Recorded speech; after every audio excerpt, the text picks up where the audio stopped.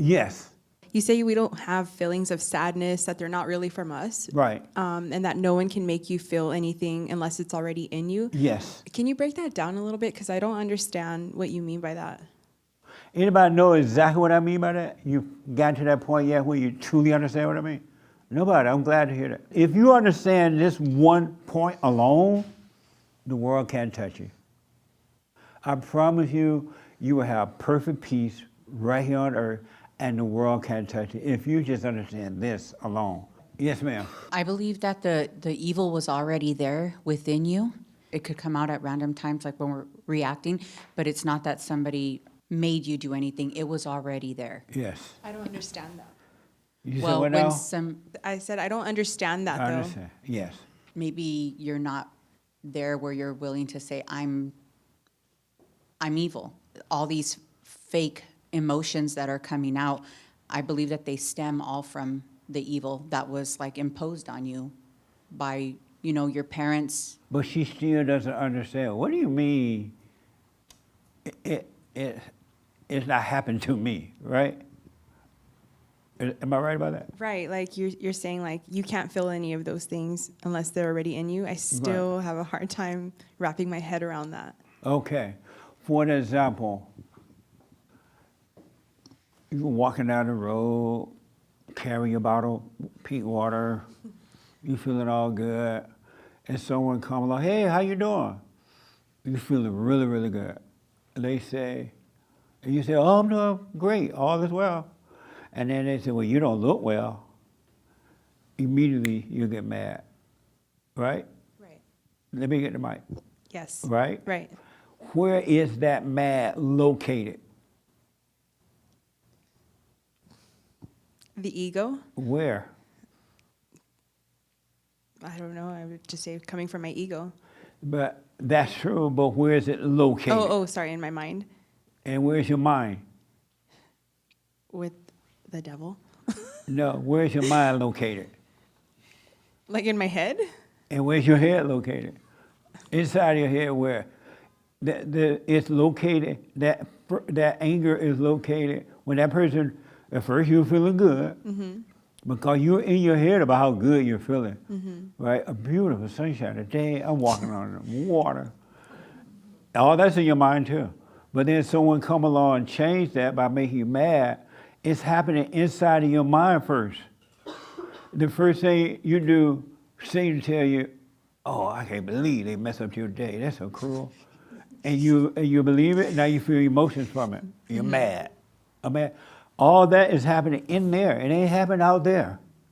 It's happening in you. It happened in the thoughts first, and then you hang on to it.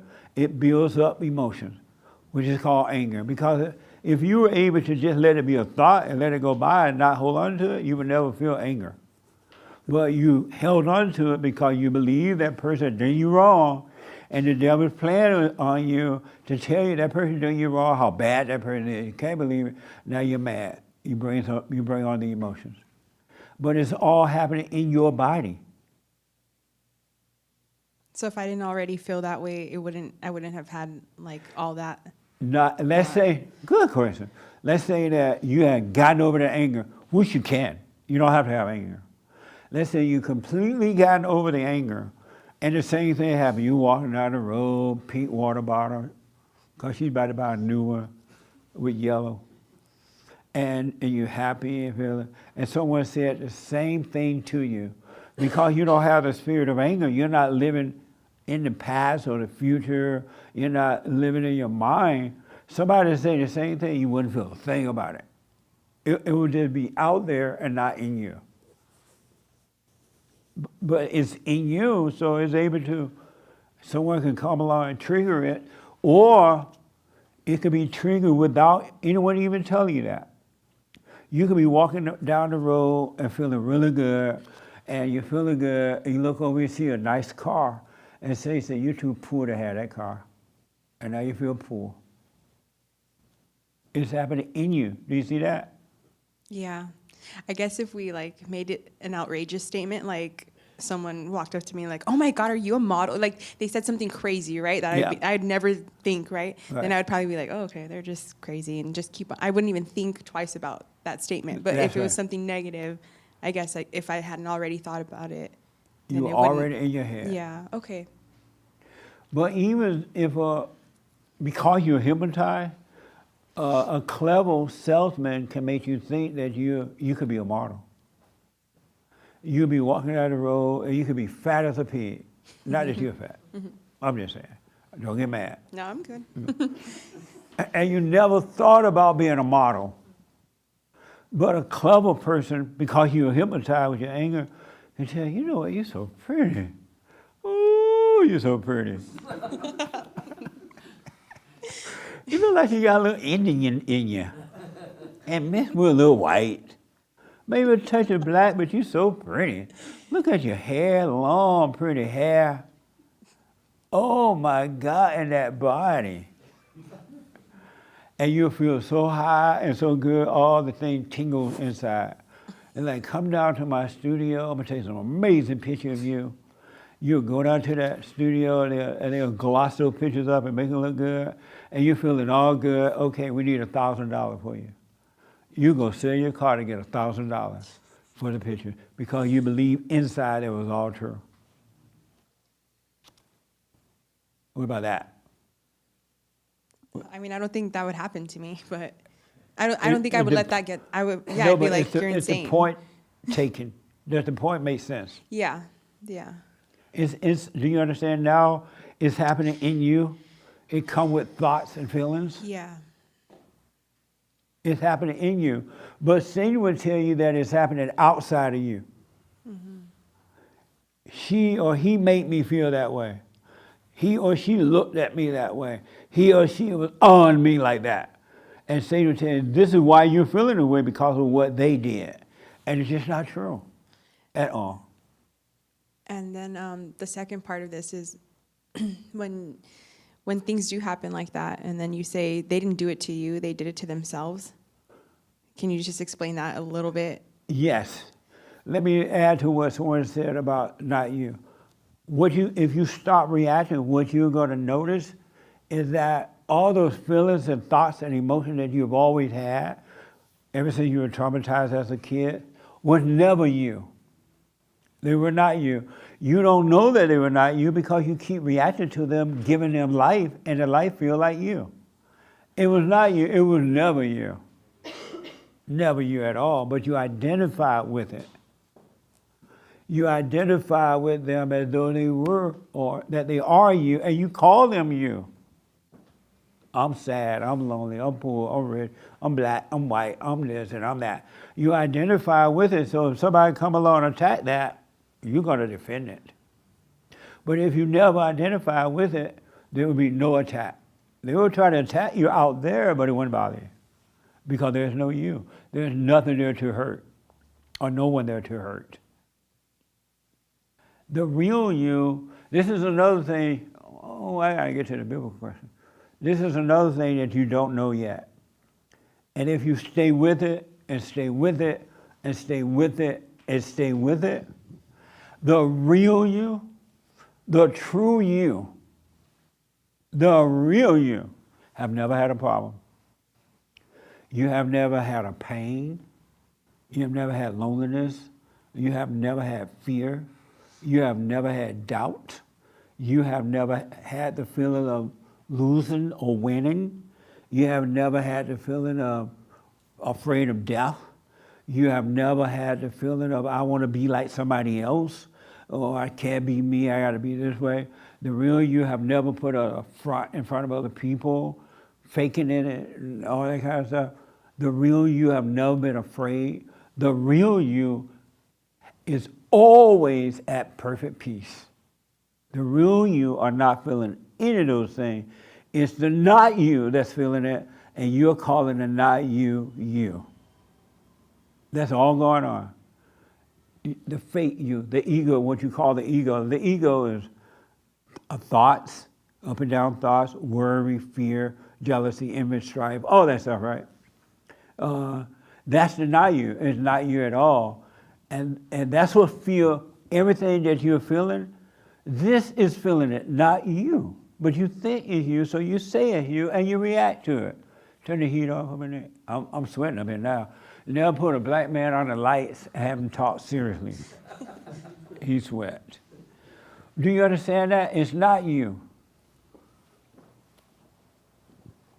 Yeah, What you don't understand about it?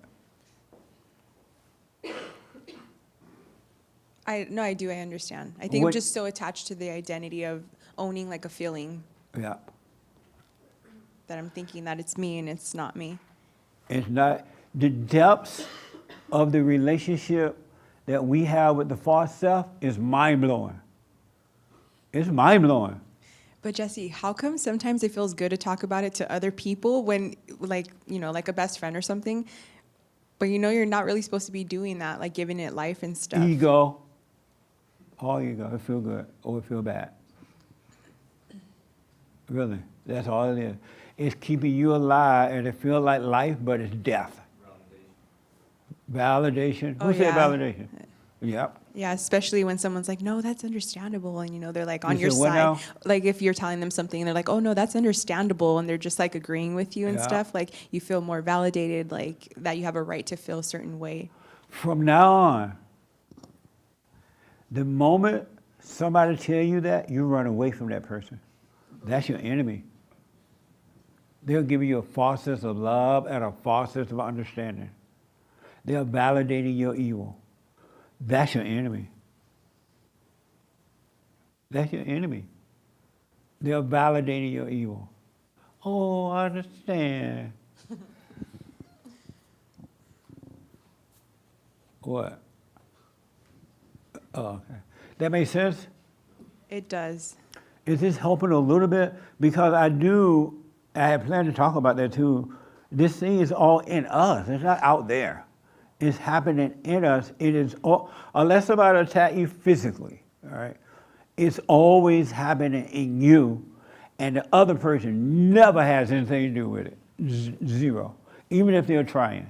So I don't get that. How does that not have anything to do with? Nice question. Let's say that somebody tried to hurt you. They go online and they tried to hurt you, right? Name calling, whatever. You know what these people do, right? Mm-hmm. And if they can make you feel something about it, run from it, or think something about it, they are controlling you. But if you didn't identify with it at all, knowing that true or false, that's not you, you wouldn't be moved by it. But you're believing it in here, and you're overreacting. There's someone out there, another evil person out there, son or daughter of Satan, trying to make you overreact or feel bad, feel ashamed, feel worried, so they can feel alive. And they call death life. What you don't understand about that? They call death life. No, I'm just processing that. When someone are laughing at you, they think they hurt you, or they're gossiping about you, they feel so good on the inside. Especially when they find a group to agree with them, they feel really good. Mm-hmm. And they feel like life, and that's death. And what they think they're doing to you, they're really doing it to themselves. They're keeping themselves in hell, and they're dying. But they're calling it life. Okay, now I get it. And then once that thrill leaves, they got to find somebody else to try to hurt and get to react. Because once that thrill leaves of trying to hurt you, they feel death again. They know they're dying. And they need something to make themselves feel alive again. So they go either lie to someone to make them feel good, or hurt someone's feelings or something like that, to try to make you feel, to feel alive. And they're doing it to themselves because as they're doing it to you, they're burning on the inside. Really, they're not. They put on a phony laughter about hurting you, but inwardly they're miserable. Because that laughter only going to last for a minute. And they're bringing on more hell to themselves. They're doing it to themselves, what they're trying to do to you. If you notice, a miserable person is not ever miserable alone. They got to get a club. They got to get someone to agree with them. It's not enough to be by yourself and gossip. How you going to gossip about someone by yourself? Well, yeah, I remember. Amazing stuff, huh? Is that helping? Yeah, especially for the thrill of stuff. I'm starting to understand that because you would say, "Oh, you're just doing this thing for the thrill of it," but I kind of didn't understand what you Right. meant by that. But Yeah. I'm starting to get it. It's all for the thrill. Really. It's all for the thrill. A friend of mine sent me a piece of meatloaf and and and, and potatoes with it. And she sent me a lot, more than she gave her own husband. I'm like, right on. The thrill is on. And I went home. I said, this is one time I'm going to enjoy this thrill.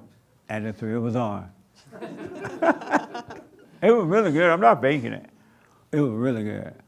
Thrills are fine if you're aware of the thrills.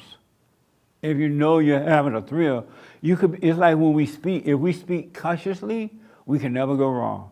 But most people speak unconsciously, and that's where the problem is. You got to practice being present, and in present, life itself, all things are possible.